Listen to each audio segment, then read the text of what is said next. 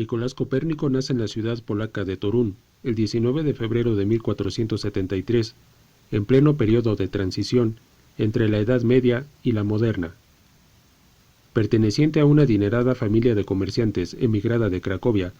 pasa los primeros años de su vida estudiando en la escuela de la parroquia de San Juan Bautista y San Juan Evangelista, en donde aprende a leer y escribir y recibe las nociones básicas sobre matemáticas, música y latín.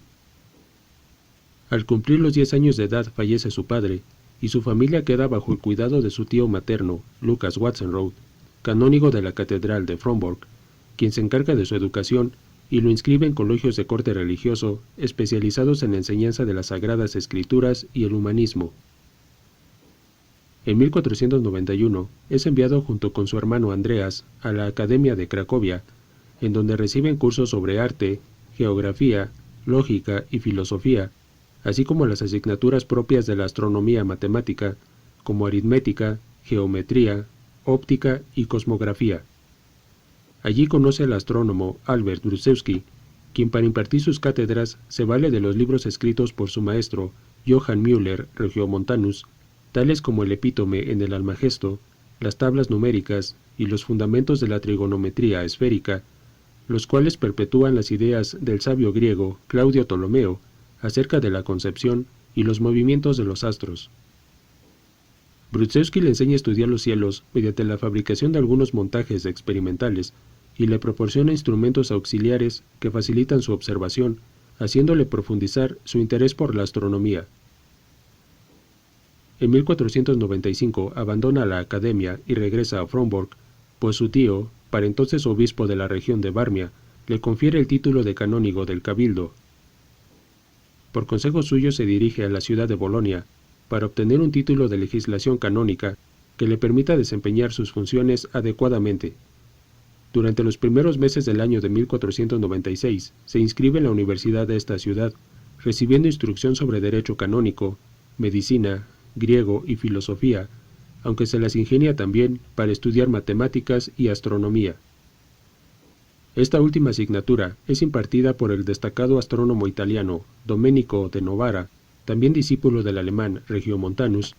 y de quien conoce el modelo cosmológico tolemaico, denominado modelo geocéntrico del universo, el cual explica que la Tierra se encuentra inmóvil en el centro del universo, y que tanto el Sol como la Luna, los planetas y las estrellas giran alrededor de ella. Entabla una buena relación con este profesor, y posteriormente trabaja con él como asistente de sus investigaciones sobre los cuerpos celestes. Juntos descubren algunas contradicciones en los dos sistemas cosmológicos oficiales de la época, la teoría de las esferas homocéntricas de Aristóteles y el mecanismo geocéntrico de Ptolomeo, puesto que no consiguen explicar la existencia de numerosos fenómenos como la variación en la intensidad del brillo de las estrellas y el movimiento retrógrado de los planetas.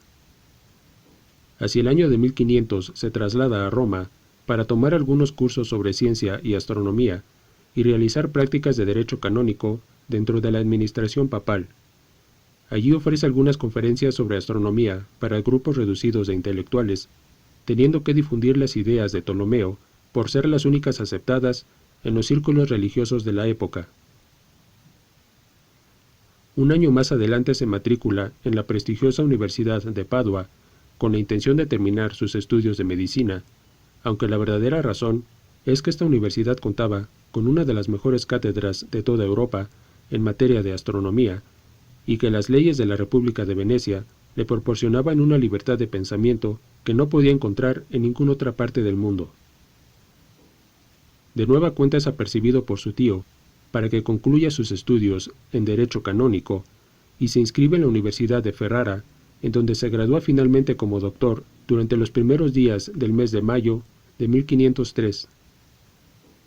Tras este acontecimiento regresa a Frombork y reanuda su compromiso con el Cabildo, tomando cursos elementales sobre finanzas públicas. Al mismo tiempo comienza a trabajar con las ideas establecidas por el astrónomo griego Aristarco de Samos y difundidas por el matemático Arquímedes acerca de que la Tierra no era el centro del universo, sino el Sol, y que alrededor de él girarían en órbitas circulares, tanto la Tierra como el resto de los planetas, en lo que se conocería como la primera interpretación heliocentrista del universo. Haciendo uso de los conocimientos adquiridos en las cátedras universitarias, formula una hipótesis con bases empíricas, en donde coloca al Sol como el centro del universo, y en torno al cual girarían en órbitas circulares las esferas planetarias, incluida la Tierra. Denomina a este sistema como el modelo heliocéntrico del universo y vierte sus observaciones en un escrito de 40 páginas que lleva por título Commentariolus o el pequeño comentario, a través del cual postula principios como que el astro solar se encuentra en el centro del universo y que alrededor de él giran en órbitas circulares y uniformes las esferas planetarias, que la Tierra que habitamos es tan solo una más de dichas esferas, que la Luna gira en órbitas circulares alrededor de la Tierra, que la Tierra tiene un movimiento diario de rotación sobre su propio eje y que las estrellas permanecen inmóviles en el cielo, siendo su aparente movimiento el resultado de dicha rotación. Impedido de publicar estas afirmaciones por temor a ser acusado de herejía, se limita a redactar algunas copias y a repartirlas entre sus amigos y colegas. En 1509 aprovecha sus conocimientos sobre lenguas griegas para traducir al latín las epístolas morales, rurales y románticas del historiador y poeta bizantino Teofilacto de Simocata, consideradas como una importante fuente de información sobre los tiempos del emperador Mauricio. El deterioro de la salud de su tío lo lleva a asistirlo en las tareas del cabildo de Varmia, incorporándose a su corte episcopal en el castillo de Lidzbark en calidad de médico y consejero de confianza. Allí se establece en una de sus torres para observar con claridad los fenómenos de la bóveda celeste y trabajar en sus investigaciones astronómicas. Tras el fallecimiento de su tío, ocurrido durante el año de 1512, regresa a la ciudad de Frombork para hacerse cargo de la administración del cabildo, al mismo tiempo que ejerce la práctica de la medicina dentro de la corte episcopal. En su residencia ubicada en las afueras de las murallas que protegen la catedral, ordena la construcción del pavimentum,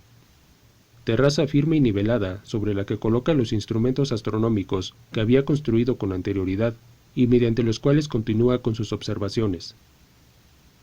Entre los años de 1512 y 1517, forma parte del Quinto Concilio Lateranense, en donde se le pide que analice la posibilidad de realizar reformas al calendario juliano, pero considera que sus conocimientos no se encuentran lo suficientemente avanzados como para modificarlo. En 1526 redacta un tratado denominado El Sistema de Acuñación de Monedas, en el que expone su propia visión acerca del valor cuantitativo del dinero y su relación con la emisión óptima de monedas, y realiza una clara distinción entre el valor del uso de las mercancías y su valor de intercambio. Para el año de 1532, termina de completar sus ideas acerca de la teoría heliocéntrica del universo, al comprobar de manera matemática los postulados establecidos 2 décadas atrás en el Commentariolus, asegurando que el Sol es el centro del universo, que tanto la Tierra como el resto de los planetas son de forma esférica y que sus movimientos alrededor del Sol son en su totalidad uniformes y circulares. También explica el movimiento de rotación de la Tierra sobre su propio eje y lo considera el responsable del aparente desplazamiento de la bóveda celeste, así como de la sucesión de los equinoccios. A pesar de la precisión de sus trabajos, se abstiene de publicar sus resultados para evitar enfrentamientos con los grupos conservadores, principalmente con la Iglesia, que mantenía una interpretación literal de la Biblia con respecto a la inmovilidad de la Tierra. Esta situación cambia durante la última etapa de su vida, gracias a la figura del astrónomo y matemático austriaco Georg Rheticus, quien anteriormente había leído uno de los ejemplares del Commentariolus y le solicita permiso para tener acceso a sus últimas investigaciones. Rheticus permanece junto con él, en calidad de alumno, entre los años de 1539 y 1541, tiempo durante el cual redacta y publica su obra Narratio Prima, conocida en español como el primer relato de los libros de las revoluciones de Copérnico, por medio de la cual divulga los pormenores de la teoría heliocentrista de su maestro, con el Sol en el centro del universo y el resto de los astros girando a su alrededor. Al percatarse del buen recibimiento que la obra de su alumno tiene dentro de los círculos intelectuales, se convence de mandar a la imprenta la versión completa de sus investigaciones, que bajo el título de Sobre las revoluciones de las esferas celestes, Sale a la luz durante la segunda mitad del año de 1543. La obra se compone de 6 apartados que contienen una visión general sobre su teoría heliocéntrica, junto con una breve definición sobre su concepción cosmológica, una explicación teórica sobre los principios de la astronomía esférica, junto con un catálogo completo de las estrellas fijas, una descripción detallada sobre los movimientos y fenómenos relacionados con el Sol y la precesión de los equinoccios, una descripción detallada sobre los movimientos y fenómenos relacionados con la Luna, una explicación sobre cómo calcular las posiciones de las estrellas y los 5 planetas conocidos de la época,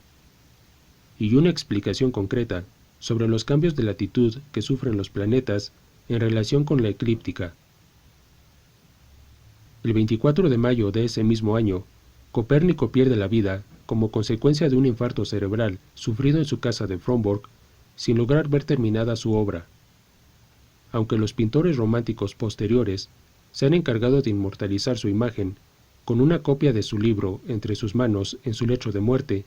poco antes de exhalar su último suspiro. Se le considera como el precursor de la astronomía moderna, sobre cuyos trabajos se construirán algunas décadas más adelante los axiomas del italiano Galileo Galilei y posteriormente los de otros importantes hombres de ciencia como Giordano Bruno, Johannes Kepler e Isaac Newton.